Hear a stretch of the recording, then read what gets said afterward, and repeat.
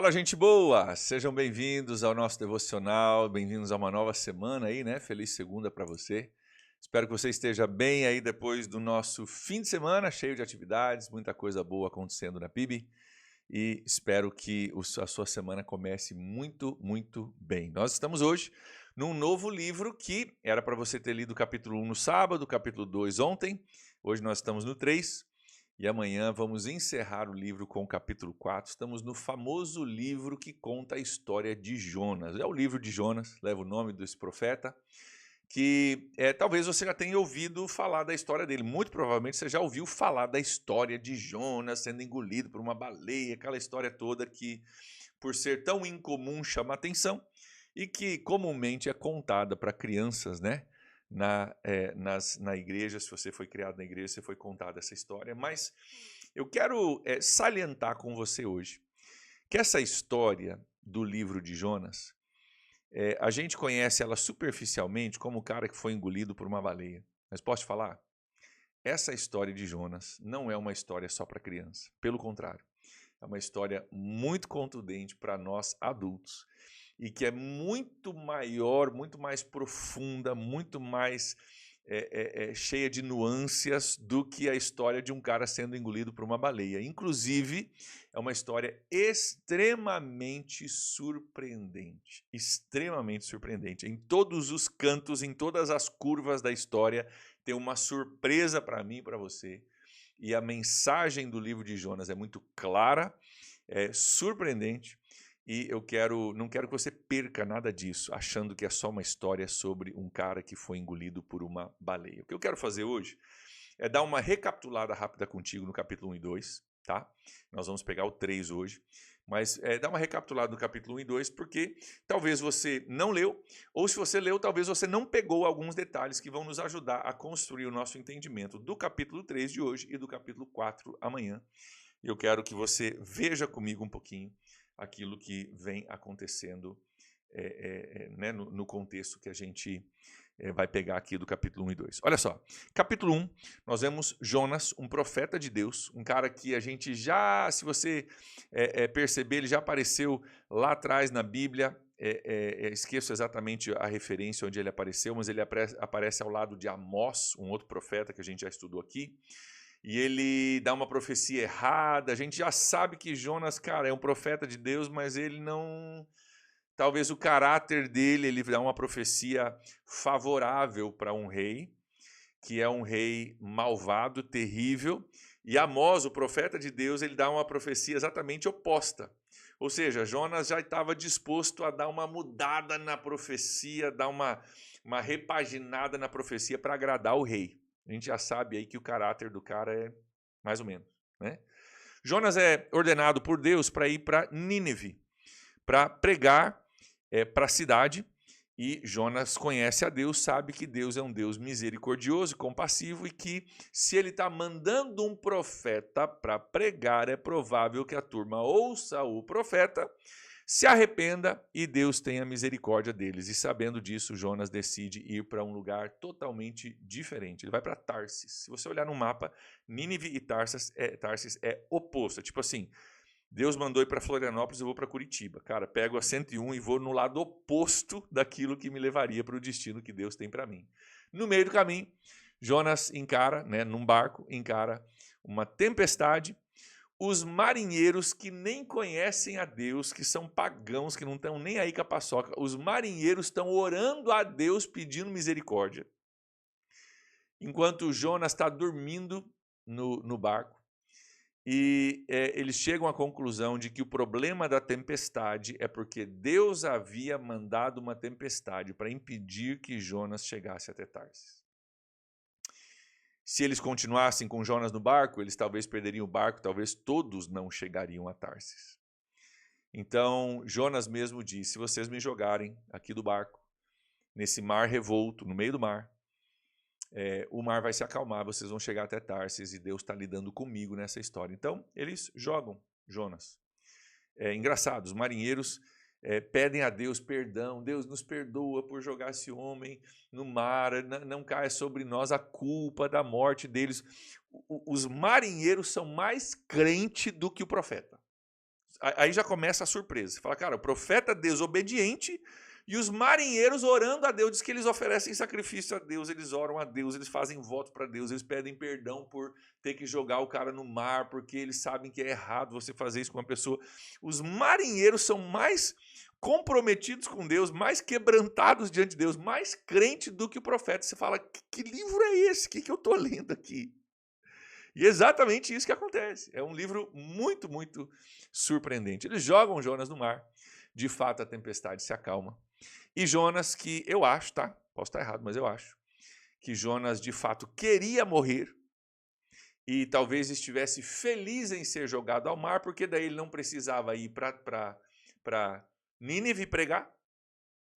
E ele morreria no caminho, Deus teria que escolher outro e ele se livraria dessa tarefa que Deus deu, que obviamente ele não queria fazer, senão ele não estaria tentando fugir de Deus, né? Eu acho que Jonas queria, de fato, morrer, e ele vai afundando pelas águas, capítulo 2 vai falando dele afundando, a água marinha se enroscando na cabeça dele, e Deus manda um peixe gigante, que engole Jonas, e Jonas que achava, cara, se eu já ia morrer afogado agora que um peixe me comeu, eu vou morrer com certeza.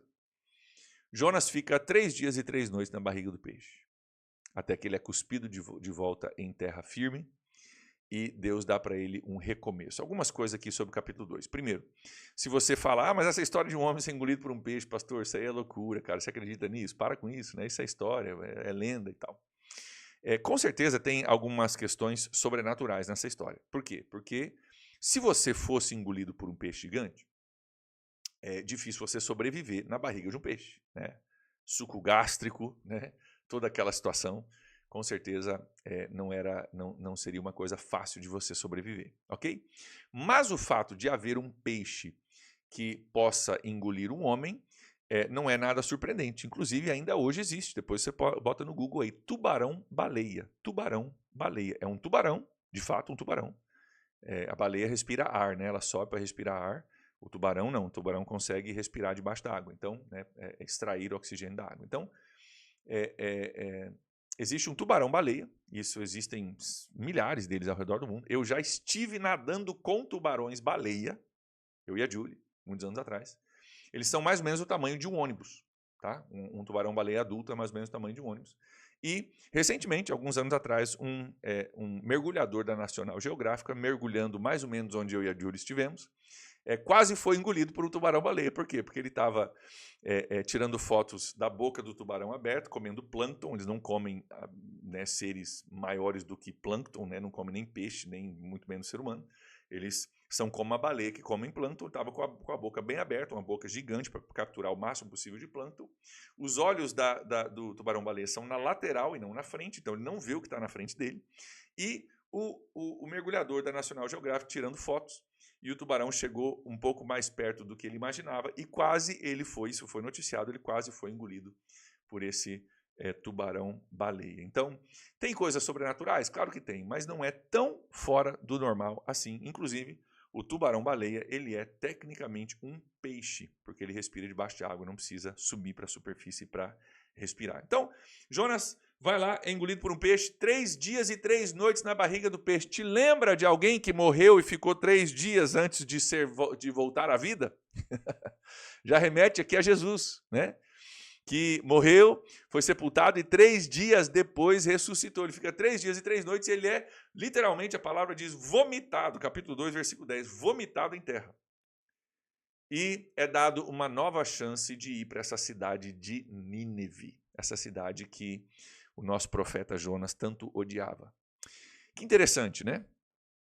Ele odeia Nínive, uma cidade de 120 mil habitantes aproximadamente, cidade grande da época, capital da Assíria. A Síria que já tinha lutado, guerreado contra Israel algumas vezes, era um inimigo de Israel, conhecida historicamente por sua violência e crueldade militar.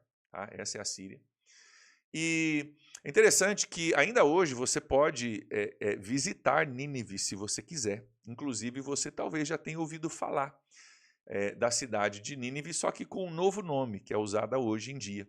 Se você acompanhou um pouquinho do que aconteceu na guerra, na invasão dos Estados Unidos do Iraque, que aconteceu agora, né, há poucos anos atrás, talvez você vai se lembrar de uma cidade no Iraque chamada Mosul, ou Mossul, que apareceu muito nos jornais, porque foi uma cidade com lutas e batalhas muito sangrentas. Foi uma cidade muito complicada do exército americano poder conquistar. Eles demoraram muito tempo ali, foi um negócio muito complicado, muitas idas e vindas, muita morte, muita demora.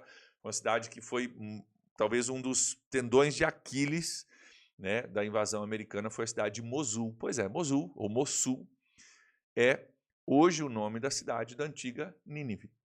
E essa dureza militar talvez ainda continue uma raizinha ali, né, nos nossos dias de hoje. E é para lá que Jonas é enviado. Vai lá para Mosul, vai lá para Nínive e prega o evangelho. E Jonas não quer pregar, Jonas está relutante, Jonas está desobedecendo a Deus. Jonas é dado uma segunda chance para ir lá e para pregar o evangelho. E Jonas, o contraste que nós vamos ver agora no capítulo 3 de hoje é o seguinte, que Jonas, ele quase morreu, ele desobedeceu, foi lançado do barco, quase morreu, foi engolido por um peixe, o peixe cuspiu ele em terra seca, deu uma segunda chance para Jonas, mas olha só, Jonas não mudou ainda. Jonas foi dado literalmente uma segunda chance, foi dado uma nova chance de viver, mas Jonas, o coração dele está tão distante de Deus, ele está com raiva dessa turma, ele mordeu a isca, vamos colocar aí, dessa turma de Nínive, ele está com raiva dessa turma de Nínive, ele não quer pregar o evangelho, não quer que eles se arrependam, ele quer que Deus os julgue mesmo, e ele está totalmente ainda contrário, o coração dele não mudou, ele vai para Nínive, porque ele já tentou fugir, Deus não deixou, mandou tempestade, ele ficou na barriga do peixe, ele orou a Deus, Deus ouviu, deu uma segunda chance para ele, então ele vai. Mas ele vai só de corpo presente, ele não quer estar lá, ele não quer cumprir a missão, ele não quer fazer nada. O profeta de Deus não está arrependido, ele não se arrependeu, ele está com remorso. Mas ele não se arrependeu. E no capítulo 3 nós vamos ver outro contraste gigantesco nessa história, outra surpresa nas curvas do capítulo 3. Vamos olhar juntos? Agora sim, Jonas capítulo 3. A partir do versículo 1. A palavra do Senhor veio a Jonas pela segunda vez, segunda chance, Jonas, com uma ordem. Olha a palavra aqui, ordem, não é sugestão, ó Jonas, se você quiser, é ordem, ó. Vá para a grande cidade de Nínive e pregue contra ela a mensagem que eu lhe direi. Cara, você precisa ir para Nínive, você precisa pregar para ela a mensagem que eu vou te dar. E olha só o que diz o versículo 3. Jonas obedeceu a palavra do Senhor e foi para Nínive. Era uma cidade muito grande, 120 mil habitantes, sendo necessários 3 dias para percorrê-la a pé. Para você poder dizer, cara, que eu percorri a cidade pregando, você deveria dedicar no mínimo 3 dias para dizer assim, cara, eu, passei pela cidade pregando a palavra de Deus. É interessante que a Bíblia dá esse detalhe, né? Talvez você está pensando, cara, por que estão dizendo que demorava 3 dias para percorrer a cidade? Por que isso é importante? Deixa eu te ensinar um princípio de interpretação bíblica. Nada que está escrito na Bíblia por acaso. Nada. Zero. Nada. Olha só o que diz a continuação da história. Versículo 4. Jonas entrou na cidade e percorreu durante 1 dia. Sendo necessário 3 dias para percorrer ela. Mas Jonas entra e percorre durante 1 dia só. Ou seja, Jonas está ali, cara, fazendo o mínimo necessário para dizer que ele obedeceu. Deus, o Senhor me deu uma segunda chance, eu ia morrer, o Senhor preservou minha vida, eu vou obedecer. Mas tipo assim, Deus, vem cá, o que é o mínimo que eu tenho que fazer para dizer que eu obedeci, mas o meu coração não queria estar aqui, não. Não estou afim de estar aqui, mas eu vou fazer o mínimo do mínimo. É 3 dias para percorrer a cidade? Eu vou fazer 1 dia.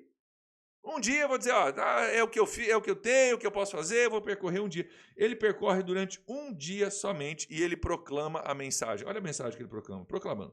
Daqui a 40 dias Nínive será destruída. Vamos olhar de novo o sermão do grande profeta de Deus? Olha o sermão do grande profeta de Deus. Daqui a 40 dias Nínive será destruída. Ponto. Esse é o sermão do cara.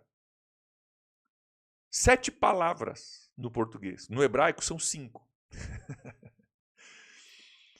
Era para percorrer 3 dias, o cara percorre 1.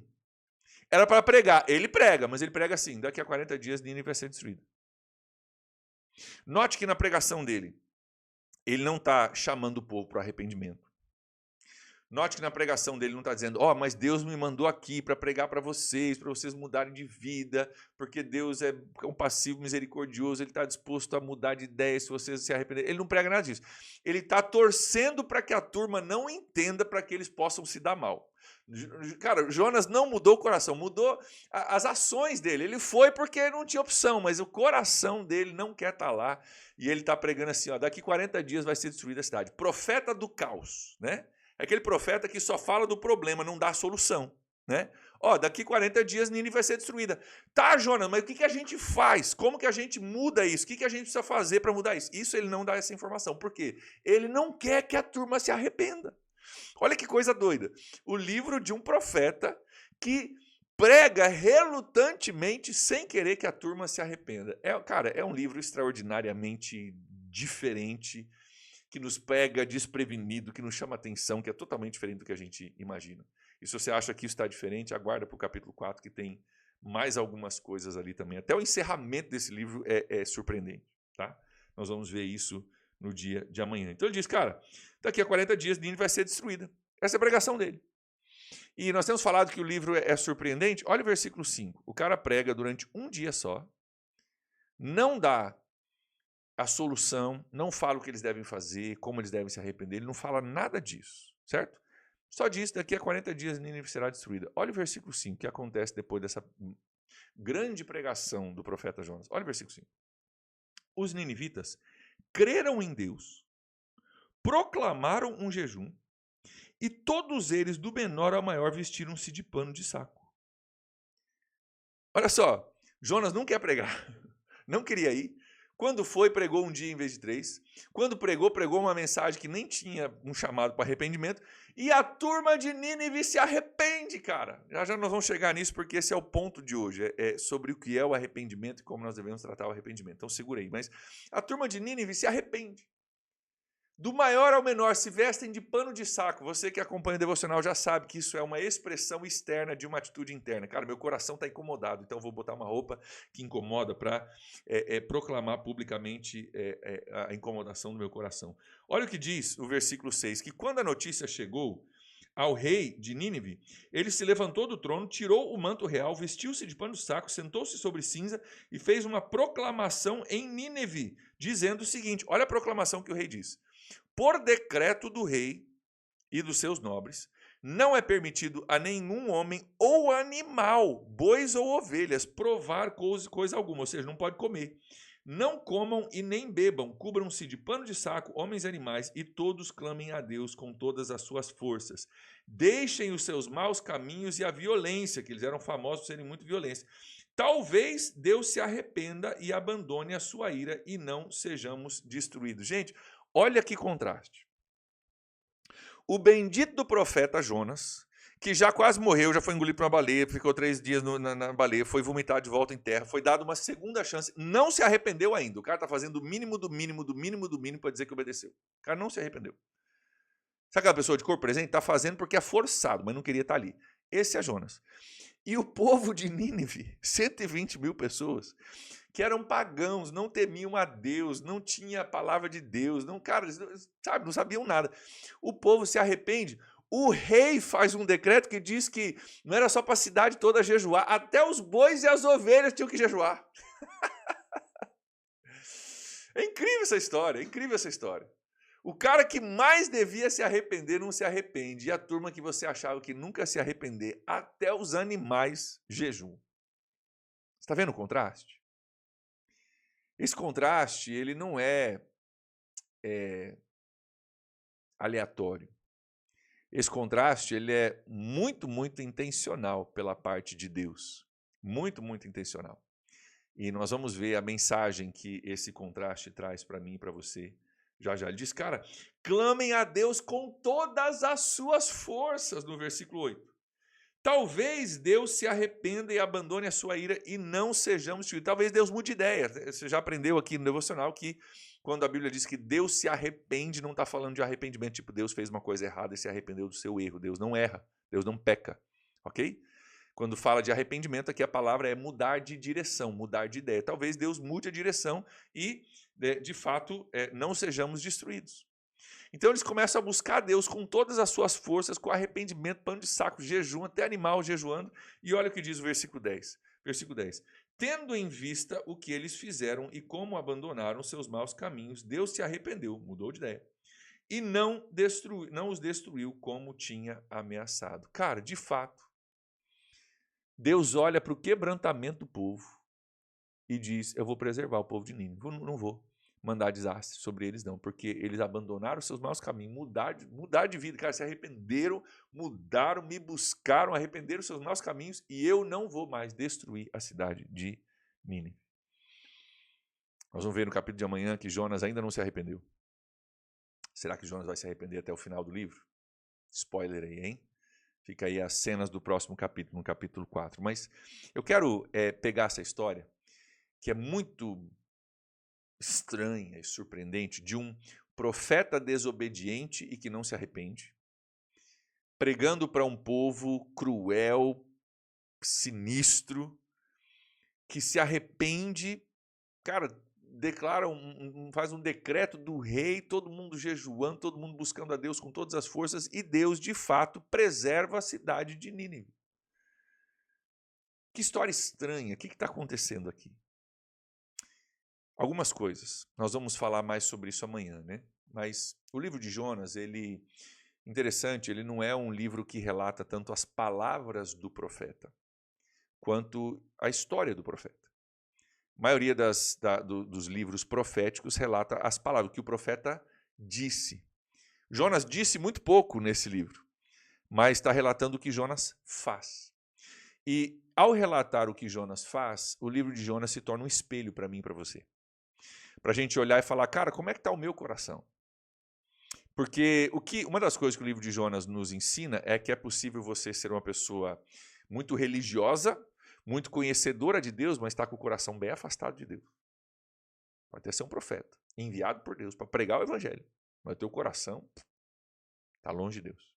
Assim como você pode ser uma pessoa cruel, maldosa, que não conhece muitas coisas de Deus, mas pode ter um coração transformado e tá com o coração mais puro do que o cara que está dentro da igreja. Pode acontecer. Então, o livro de Jonas já é um espelho para mim, para você, para a gente olhar e falar, cara, como é que eu estou no meu coração? Fora, esquece ir para a igreja, assistir devocional. Cara, como é que está o meu coração? Além das minhas ações, como é que está o meu coração? Será que o meu coração está sensível à voz de Deus? Está grato? Está quebrantado diante de Deus?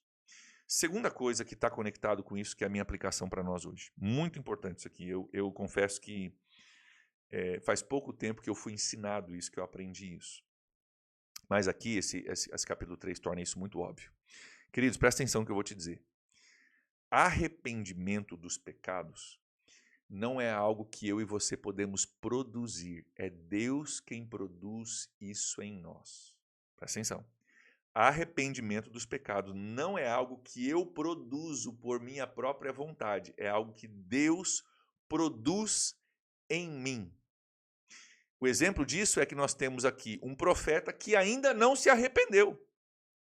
Está obedecendo? Está obedecendo, mas está fazendo o mínimo, porque o coração dele não se arrependeu, ele não quer nem saber desse povo. Está pregando o mínimo necessário, pelo mínimo de tempo necessário, torcendo que dê tudo errado. Ele está literalmente boicotando o plano de Deus para a cidade de Nínive. Literalmente. Profeta, homem de Deus, coração, não está arrependido do erro dele, da morte que Deus livrou ele no capítulo 2, mandando peixe. E o povo de Nínive, que ouviu uma pregação que nem chamou eles para o arrependimento, que nem deu a solução, só foi um profeta de caos falando, né, de forma a boicotá-los. O povo de Nínive recebe um presente de Deus. Deus com certeza já estava agindo em Nínive antes de Jonas chegar, para produzir o arrependimento. E o arrependimento foi tão profundo que teve um decreto do rei proclamando e dizendo, cara, busque a Deus de todo o seu coração. Vai que ele muda a nossa sorte e nos livra do mal que está vindo. Sabe o que eu aprendo nessa história? Que arrependimento é um presente de Deus. Não é uma coisa que a gente produz quando eu quero, do jeito que eu quero. Por que isso é importante? Porque muitos de nós caímos num erro de dizer assim, cara, eu vou fazer uma coisinha errada ali, mas depois eu me arrependo, tá tudo bem.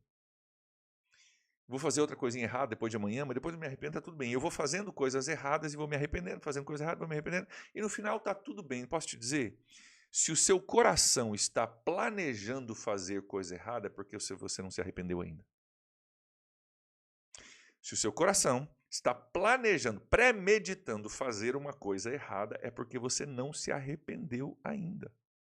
Arrependimento significa mudança de direção. Se você está indo na direção errada e está achando que você se arrependeu, deixa eu te dar uma notícia, você não se arrependeu. No máximo você teve remorso pelo seu erro, mas arrependimento, a gente cair em si, perceber, cara, eu estou no caminho errado, Deus me ajuda, e ter uma mudança de coração, não só de comportamento, é um presente de Deus. O que a gente vê aqui é um profeta que não se arrependeu e um povo maldoso, distante de Deus, que de fato se arrepende. Sabe o que a gente precisa aprender? Arrependimento é presente de Deus. Você não pode pecar amanhã e decidir se arrepender depois de amanhã, pecar no outro dia e se arrepender no outro dia. Ah, eu vou pecando e me arrependendo, vou pecando e me arrependendo. Você está premeditando pecar. Isso demonstra que o seu coração não se arrependeu. Arrependimento é quando a gente cai em si, quando a gente muda o curso da nossa vida para fugir do pecado. E arrependimento é um presente que Deus nos dá. Então deixa eu te dar uma dica aqui. Trate o arrependimento com muita seriedade. Trate o arrependimento com muita seriedade, com muito temor, com muita cautela. Sabe por quê? Não é uma coisa que você pode produzir a qualquer momento quando você quiser. É uma coisa que Deus te dá ou você não vai ter. A Bíblia diz que é o Espírito Santo que nos convence do pecado, da justiça e do juízo.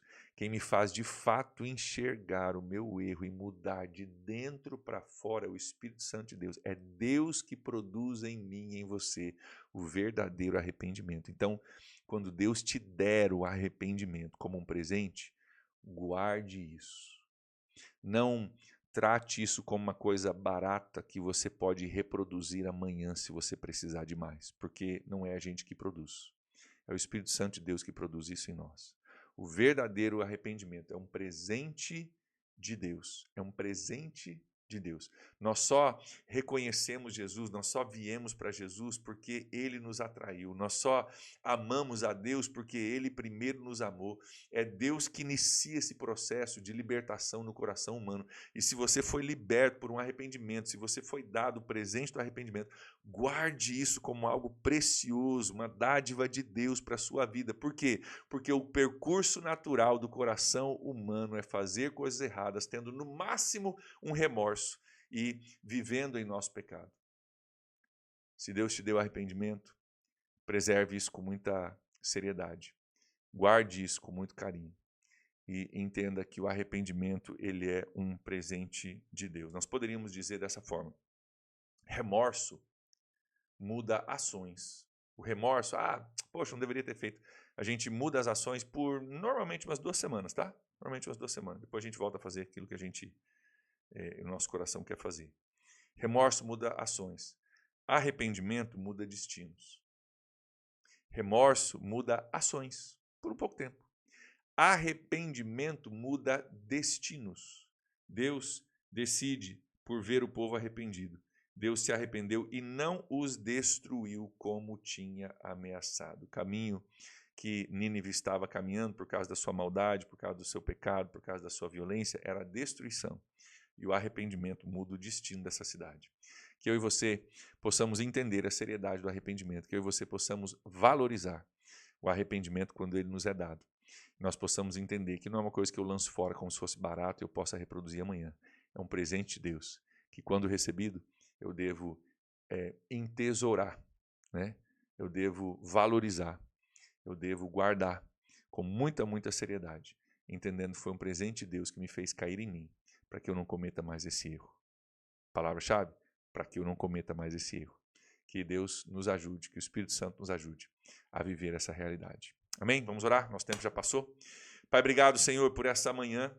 Obrigado por esse texto tão curioso, tão diferente, tão surpreendente do livro de Jonas. Obrigado, Deus, porque nesse texto que nos pega de surpresa, ele nos chama a atenção para o presente do arrependimento. De como é possível estar trabalhando para Deus e não ser arrependido, e ao mesmo tempo ser um povo distante e cruel, e receber o presente do arrependimento. Pai, que nós possamos valorizar esse presente, nós possamos entender a seriedade, a preciosidade daquilo que nos é entregado, e que possamos aprender a valorizar no nosso coração aquilo que o Senhor tem nos dado. Que sejamos, Deus, todos nós aqui que estamos assistindo, um povo contrito, quebrantado, arrependido diante do Senhor, com coração sensível, Deus, ao teu mover e ao teu falar. Abençoa teu povo hoje, Deus, em nome de Jesus, com um dia abençoado na tua presença. Nós oramos em nome de Jesus. Amém. Amém, queridos. Deus abençoe vocês aí. Grande abraço. Guardo vocês amanhã para o capítulo 4. Até lá.